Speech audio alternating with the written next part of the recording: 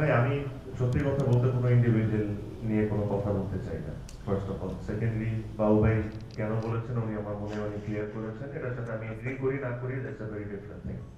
Secondly যে জিনিসটা হয়েছে, আমি একটা জিনিস মনে করি যে এই পুরো ইলেকশন প্রসেসে যখন আপনি একটা নেগোসিয়েশন টেবিলে বসবেন বা একটা নিজেদের রুমে আলোচনা করবেন, কিছু কিছু অলিখিত রুলস থাকে। রুলসটা কি থাকে, যে ডিসকাশন গুলো আমরা এই জায়গায় করছি এটা এই জায়গায় থাকবে, এটা পাবলিকলি আনার দরকার নেই, কোনো কিছু দরকার নেই। তো আমার কাছে মনে হয় আমাদের সবার ওই জিনিসটা মেনটেন করা উচিত।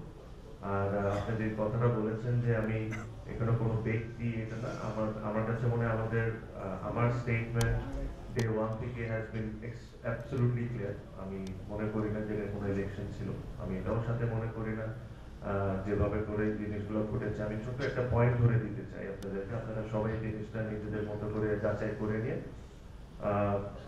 কিছু কিছু কথা বলা হয়েছে, আমার কাছে মনে হয় ওগুলো একটু ক্লিয়ার করাটা ইম্পর্টেন্ট। যেরকম আমাকে যখন ই ভোটিং এর জন্য আমি অ্যাপ্লাই করেছিলাম, আপনারা যেমন জানেন যে আমি দেশের বাইরে যাচ্ছিলাম, তো আমি ই ভোটিং এর জন্য অ্যাপ্লাই করেছিলাম।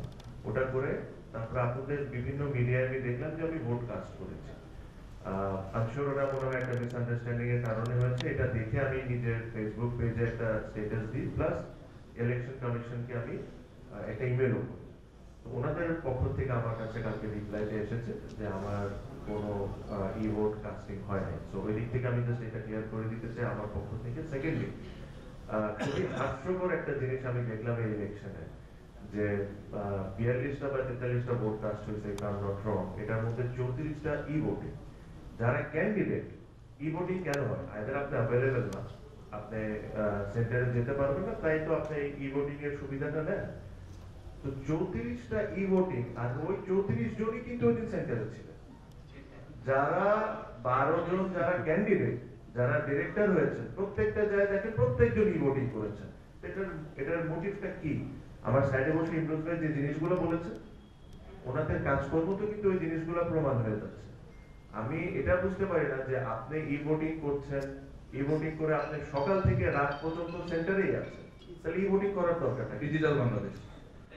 এখন ডিজিটাল বাংলাদেশ না একসাথে মিলে বাংলাদেশ, এটা হলো একটা অন্য প্রশ্ন।